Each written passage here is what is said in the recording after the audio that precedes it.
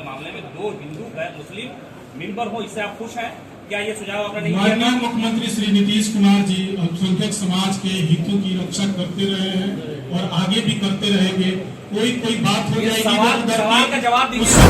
क्या मुसलमान अपनी बात भी नहीं रख सकता?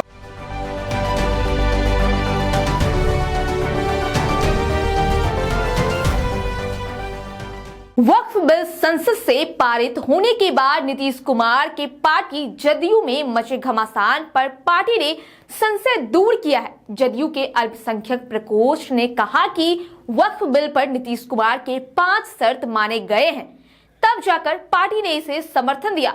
जदयू के मुस्लिम नेताओं ने प्रेस कॉन्फ्रेंस कर वक्फ बिल पर समर्थन के बाद पार्टी में बगावत की अटकलों को पूरी तरह खारिज कर दिया।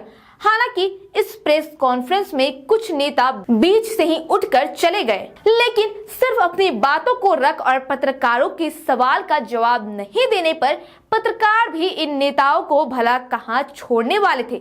एक एक कर सभी से इनकी प्रतिक्रिया वक्फ संशोधन बिल पर लेने की कोशिश की। आप खुद ही देखिए कि कैसे पत्रकारों के सवालों से जदयू नेता बचते नजर आ रहे हैं। हमारे सारे सजेशन को मान लिया गया था। 5 सुझाव हम लोगों ने दिया था जेपीसी के समक्ष, और वो 5 सुझाव बिल में इनकॉर्पोरेट बिल में उसको लाया गया, तो हमारी पार्टी ने समर्थन दिया।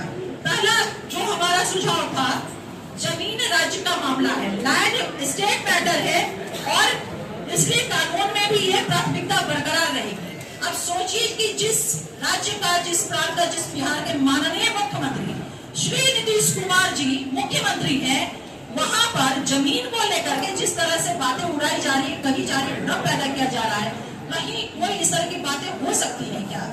माननीय मुख्यमंत्री नीतीश कुमार जी के रहते हुए अल्पसंख्यक, वंचित, शोषित ये तमाम तबकों के हितों की रक्षा की कोई नौकरी भी रख सकता है क्या?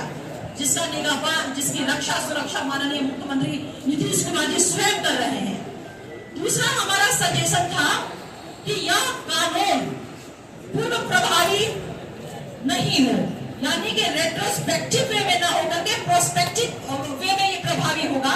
यानी कि जो चीजें जैसी हैं वहां से नहीं, बल्कि जब ये बिल एनेक्टेड हो जाएगा महामहिम के हस्ताक्षर के बाद, उसके बाद से इस बिल के प्रावधान प्रभावी होंगे।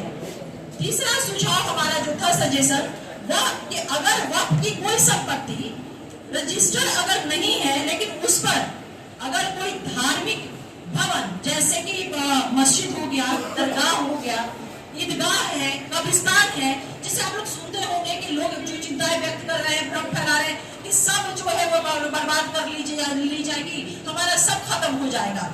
लेकिन इस बिल के माध्यम से जो हमने सुझाव दिया है, इनकॉर्पोरेट हुआ है, ये माननीय मुख्यमंत्री नीतीश कुमार जी की गारंटी के रूप में न सिर्फ बिहार में बल्कि पूरे देश के अकिलत समाज को ये मिला है कि उनके ये भवन जो है कहीं से भी इनके साथ छेड़छाड़ या किसी भी तरह का उसके साथ नहीं किया जाएगा।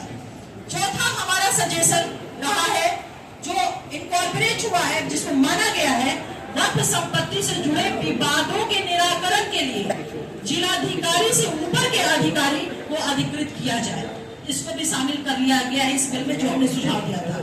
पांचवा हमारा सुझाव और अंतिम सुझाव कि वक्फ बोर्ड की संपत्ति के डिजिटलाइजेशन के लिए, जिसको आप बोलचाल की भाषा में हम लोग कह रहे हैं कि पोर्टल पे रजिस्ट्रेशन की बात कर रहे हैं, तो उसके लिए 6 महीने का जो समय बिल में था, हम लोगों ने इस चीज को सुझाव दिया था कि इस समय सीमा को बढ़ाई जाए, और हमारे इस सुझाव को मान लिया गया। अशरफ साहब, आपने कहा कि 5 सुझाव हमने दिए थे वो मान लिए गए, क्या उल्लेख इसमें आपने किया है? क्या आपने ये सुझाव दिया था कि 2 हिंदू मेंबर होनी चाहिए, या उस पर आपको एतराज नहीं है? आप चाहते हैं, जनता तो यूनाइटेड ये चाहती है कि धार्मिक मामलों में, मुसलमानों के वक्फ वाले मामले में 2 हिंदू गैर मुस्लिम मेंबर हो, इससे आप खुश हैं? क्या ये सुझाव आपने नहीं दिया? माननीय मुख्यमंत्री श्री नीतीश कुमार जी अल्पसंख्यक समाज के हितों की रक्षा करते रहे हैं और आगे भी करते रहेंगे। कोई बात हो जाएगी सवाल का जवाब दीजिए, उससे कोई फर्क नहीं पड़ता है। जवाब दीजिए। नीतीश जी ने तो मैं आपसे पलट करके पूछना चाहता हूँ कि यूपीए की सरकार 10 साल तक रही थी, क्या जकिया जाफरी को इंसाफ दिला सके?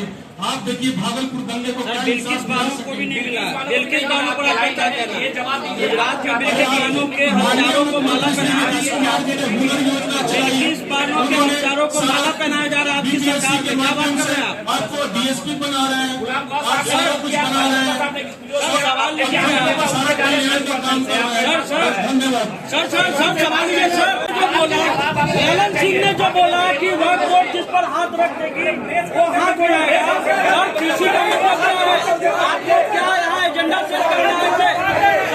सर सवाल लीजिए सवाल लीजिए सर, क्या मुसलमान अपनी बात भी नहीं रख सकता? जी हाँ, तो आपने देखा कि कैसे जदयू के अल्पसंख्यक प्रकोष्ठ के नेता सवालों से बचते नजर आए। आखिर वक्फ बिल पर इनकी क्या मजबूरी है जो इस मसले पर पत्रकारों के सवालों का जवाब देना भी नहीं चाहते। खैर, जो भी हो, अभी के लिए बस इतना ही। बाकी की खबरों के लिए देखते रहिए स्वराज पोस्ट।